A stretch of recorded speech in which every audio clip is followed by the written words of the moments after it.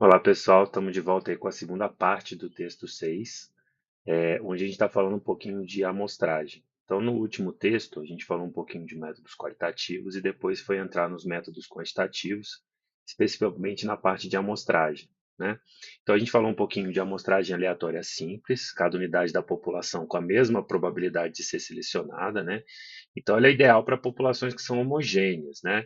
Então, por exemplo, distribuição de benefícios a pessoas carentes, né, numa mesma área. Então, ela é simples, ela é fácil de aplicar, né?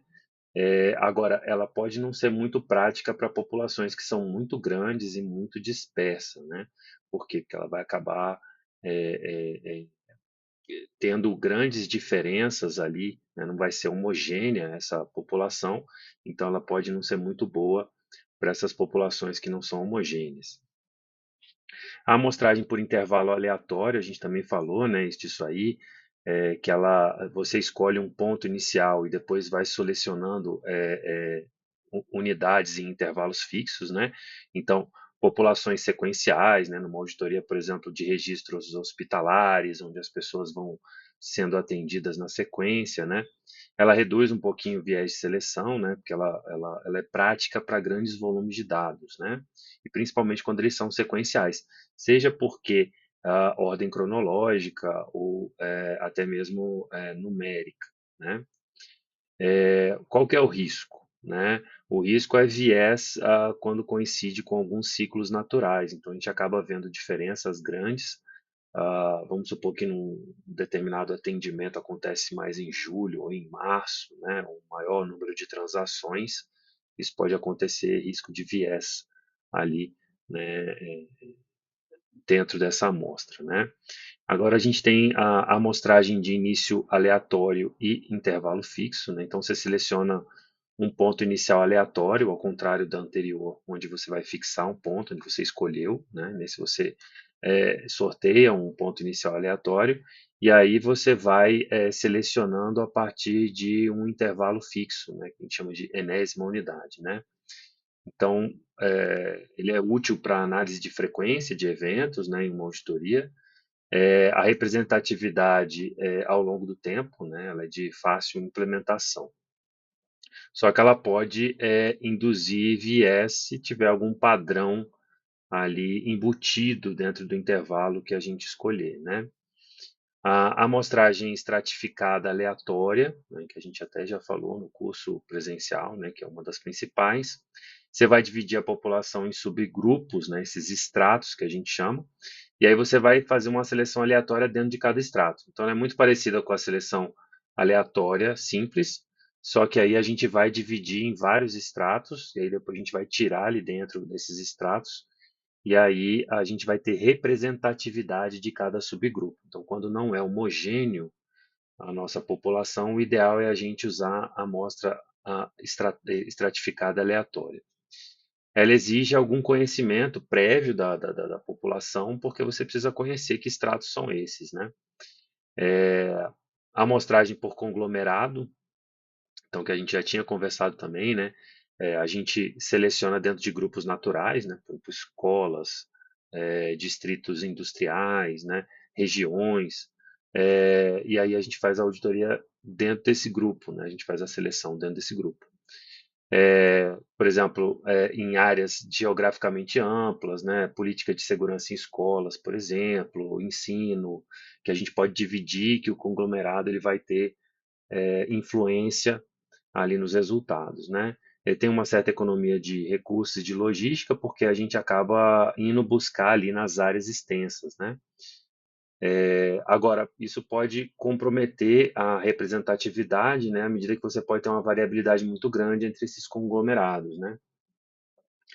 A amostragem aleatória em múltiplos estágios, ela é um pouco mais complexa, né? Então você faz uma primeira amostra, né? Mais ampla e aí você vai detalhando, né? Então em cada estágio dessa você vai detalhando mais. No texto eu dei um exemplo de política de infraestrutura, né? E também uma de educação, onde você seleciona, por exemplo, grandes regiões, dentro dessas regiões depois você faz uma seleção de municípios, Dentro desses municípios, você pode procurar regiões administrativas e ali dentro você procura estradas que você vai avaliar, né? Então, ela tem bastante flexibilidade, né, e representatividade ajustada para populações grandes, só que o planejamento dela acaba sendo complexo, né, e a gente tem um risco maior ali de viés na hora que a gente está selecionando cada estágio daquele. E ela acaba sendo também mais custosa, né, porque você vai ter um grande número de elementos para você trabalhar dentro dessa amostragem, né? A gente também tem as amostras que não são aleatórias, né? Então, por exemplo, a amostragem por propósito, né, que é uma técnica onde o auditor ele seleciona unidades específicas da população com base em critérios que eles são pré-determinados. Então ele fala, ó, eu vou escolher um critério aqui, né? Então ele busca incluir pessoas ou casos que possuem características particulares relevantes para a auditoria. Por exemplo, eu quero escolher dentro do extrato de pessoas que têm a menor renda em relação a um benefício, né? Ela é vantajosa, né, quando a gente quer uma visão profunda de alguns casos específicos ali dentro da amostra, né?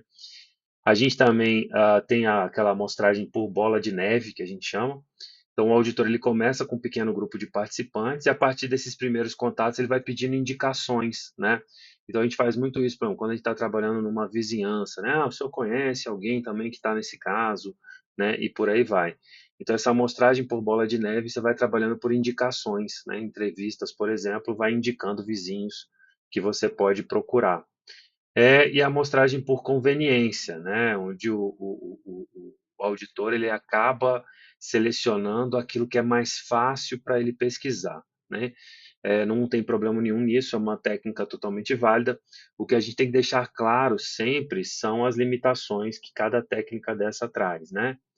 Então, numa amostra por propósito, né, a gente vai ter foco em grupos críticos ali dentro, ele não é representativo, né? Quando a gente está falando de bola de neve, a gente tem acesso a redes ali mais fechadas, né? E aí pode ficar limitado a uma rede específica, né? Ou seja, um vai indicando o outro e a gente não sabe quem está fora daquela rede ali, qual é a representatividade daquilo. E a amostra por conveniência, ela é rápida, ela tem um custo bem menor, mas claro que a gente pode ter um viés auditando muito mais aquilo que tem dados mais acessíveis, tá? Então a gente deu alguma visão aqui para vocês, né? O texto ainda aborda um pouquinho sobre qualidade desses dados, né? Como a gente pode fazer aí um estudo de data quality. E é uma leitura bastante rica para você que está procurando se aprofundar aí na auditoria de políticas públicas. Espero que vocês gostem aí do texto, e aí a gente vai, em sequência, passar para o último texto, que é o texto 7. Obrigado, boa leitura para vocês.